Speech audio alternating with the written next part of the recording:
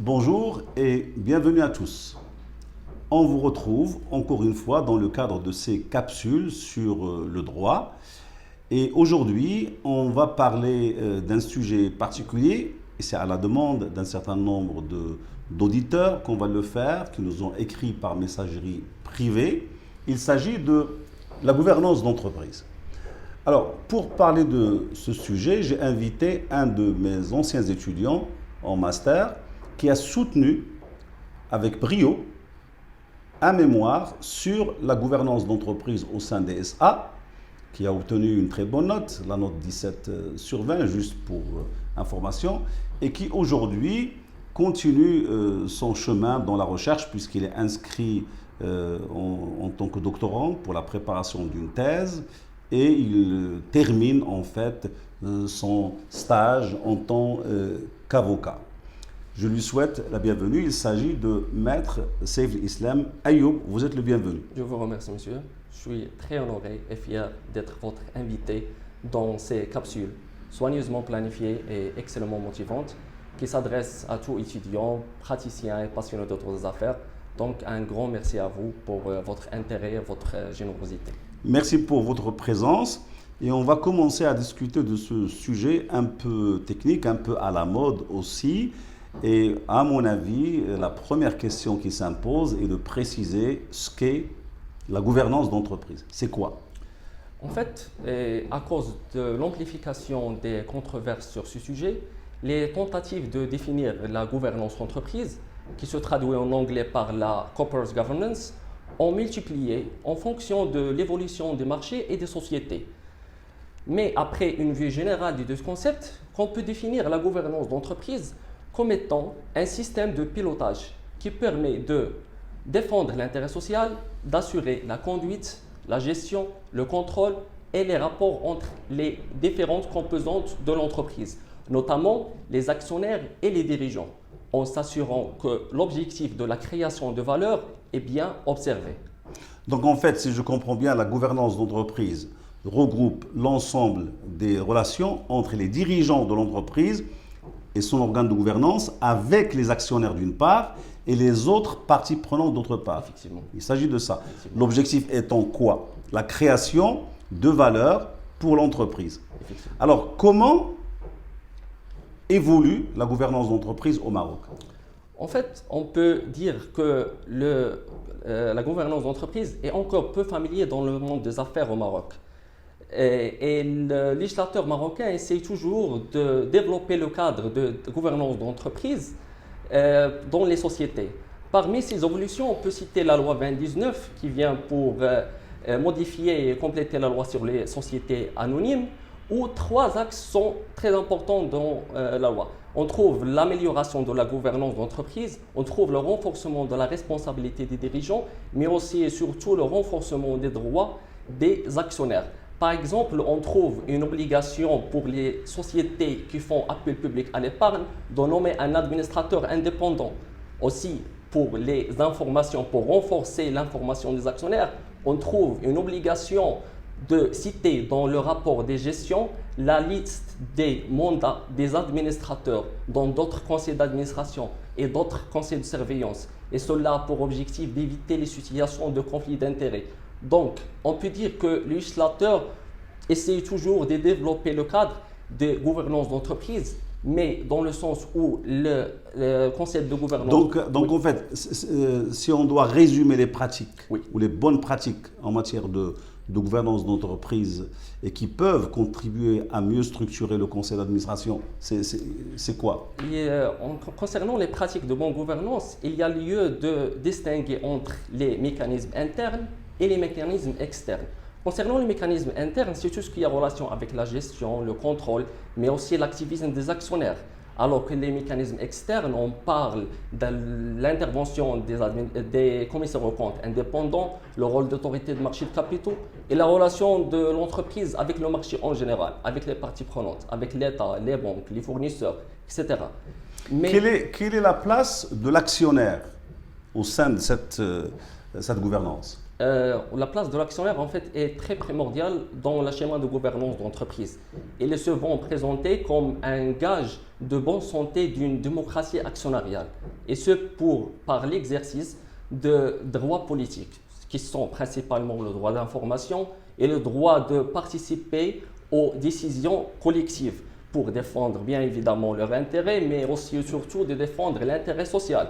Il y a lieu aussi à considérer l'associé comme citoyen de cette cité, qui est la société. Si on peut évidemment comparer... Mais est-ce que le renforcement des droits des actionnaires ne peut pas mener à des abus, par exemple? Exactement, exactement. Par exemple, si on peut parler de droit de vote, le droit de vote n'est pas absolu. Et les juridictions sanctionnent l'actionnaire ayant exercé son droit de vote d'une façon... Vous parlez des juridictions commerciales? Oui, exactement, oui. Des juridictions commerciales. Les actionnaires ayant exercé ce droit de vote pour but de favoriser ses intérêts au détriment de l'intérêt de la société, mais aussi des intérêts des autres associés. Par exemple, les actionnaires majoritaires peuvent reprocher aux actionnaires minoritaires d'instaurer une situation de blocage en refusant de voter sur quelques résolutions de l'Assemblée générale, alors que l'entreprise est en danger. Là, on parle d'abus de minorité, où la survie de l'entreprise est mise en cause pour des intérêts personnels. Et il y a aussi la situation où c'est... C'est justement le but de la gouvernance d'entreprise, c'est d'éviter qu'on mette au-dessus de tout l'intérêt personnel, mais plutôt de penser à l'intérêt social. Exactement, parce que quel que soit l'abus constaté, il s'agit chaque fois d'un abus exercé d'une façon abusive. D'où en fait l'idée ou la nécessité d'introduire la dimension éthique dans la gouvernance d'entreprise. Alors qu'est-ce qu'on peut dire sur ce point? Oui, l'éthique en fait vient pour moraliser le monde des affaires. Parce que la gouvernance d'entreprise n'est pas simplement atteinte par l'adhésion à des checklists, mais c'est une culture fortement liée aux attitudes des personnes et des actions des personnes concernées dans l'entreprise. Parce qu'au-delà des mécanismes juridiques et au-delà des règles de jeu économiques, l'éthique reste un gage de l'image fidèle. C'est dans cet élan peut-être qu'ils ont créé un code de bonne gouvernance qui vient compléter les dispositions légales. Exactement. Qu'est-ce que vous pourrez nous en dire? Concernant le code de bonne gouvernance, il entre toujours dans le cadre de soft law. C'est-à-dire la société n'est pas tenue d'appliquer exactement les principes qui sont traités dans le code de bonne gouvernance. Mais bien évidemment, la société a la possibilité de faire un code de bonne gouvernance propre à l'entreprise ou une charte d'éthique. Oui, exactement. Alors, justement, pour terminer, je vous remercie pour ces précisions.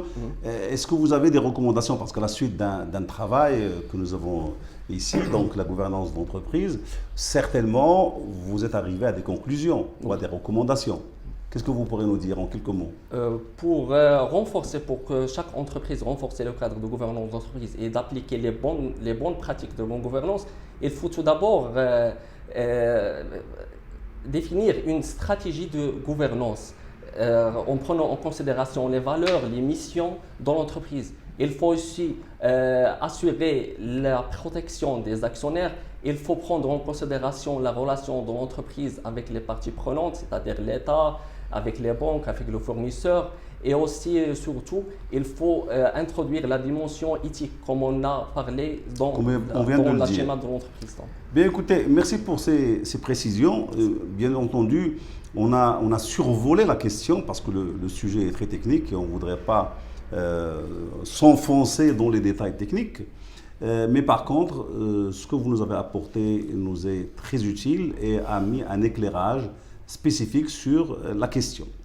Eh bien, avant de nous quitter, je vous pose la question traditionnelle que je pose à mes invités, c'est de dire, c'est l'instant littérature, quelles sont vos lectures du moment en dehors du droit? C'est pour aussi aiguillonner le lecteur à écouter des nouvelles choses et à découvrir de nouvelles œuvres. Exactement. Oui. En fait, je viens de terminer la lecture de The 40 Rules of Love, qui se traduit... Vous le montrez à The 40 Rules of Love. Donnez-moi. Donc, The 40 Rules of Love, il est là, c'est Elif Shafak. Elif Shafak. Alors, Elif Shafak, c'est qui? Présentez-le. C'est en fait l'auteur, la lecture de 40 Rules of Love, c'était une aventure littéraire pour moi. Parce que Elif Shafak partage avec nous dans ce roman l'essence de sophisme, enfin ce que je pense être l'essence de sophisme, cette branche spirituelle qui n'est qu'amour, humanité, tolérance et acceptation et découverte de l'autre, mais aussi de soi. Il nous parle de l'histoire de Shams de Tabriz et de Jalal al-Din al-Rumi. Mais si j'ai bien compris, il y a une histoire dans l'histoire. Oui, c'est d'abord l'histoire d'un monsieur qui est devenu lecteur dans une maison d'édition et qui va découvrir donc la deuxième histoire qui est celle de Shams al-Din Tabrizi avec Jalal al-Din al-Rumi. Jalal al-Din al-Rumi, exactement. Pour précision, j'ai le livre en arabe. Je vous remercie, vous me l'avez offert. Qawa'idu al-Ishqi al-Arba'un. Il a été traduit en plusieurs langues, notamment l'arabe, donc je vais pouvoir le lire en arabe. J'ai commencé d'ailleurs à le lire au moment où vous me l'avez offert, en vous remerciant. Et en français, il est traduit sous l'intitulé Soufi, mon amour. Il a eu beaucoup de succès, il y a eu beaucoup de critiques positives sur la question. Alors, justement, comme il s'agit de 40 règles d'amour, L'amour spirituel. D'amour spirituel. Il ne le dit pas dans le titre, mais dans la réalité, c'est de l'amour spirituel. Si on doit terminer avec une question sur les 40 règles, quelle est celle qui a retenu votre attention? Oui, c'était la règle. Je vous laisse l'ouvrage. On découvre avec Elif Shafak et avec Shams de Tabriz les 40 règles d'amour. Et parmi les règles qui ont retenu mon attention, c'est la règle numéro 40. C'est la dernière. C'est la dernière. Si vous pourrez nous lire un résumé de la règle 40, ce sera bien. Il dit que a life without love is of no account. Don't ask yourself what kind of love you should seek, spiritual or material, divine or mundane, Eastern or Western. Divisions only lead to more divisions. Love has no labels, no definitions. It is what it is, pure and simple. Love is the water of life, and the lover is a soul of fire. The universe turns differently when fire loves water. Exact. Alors, ça donne quoi en langue française, puisque nous parlons dans cette capsule en français? Ça donne quoi en résumé? Ça donne que l'amour c'est un plaidoyer pour l'acceptation des différences et pour l'acceptation des autres au-delà des différences qui peuvent être entre les gens. Et c'est un message vraiment d'amour universel pour tout le monde. C'est ça. Eh bien, le peu que j'ai lu de l'ouvrage, je peux dire sans hésitation qu'il s'agit d'une petite merveille, une perle dans un écrin, comme a dit un journaliste, ou presque une perle dans un écrin. Je vous conseille de le lire, vous allez l'apprécier beaucoup. Je vous remercie de nous avoir fait découvrir cet ouvrage, d'avoir répondu à nos questions. Et je vous dis à très bientôt et au revoir.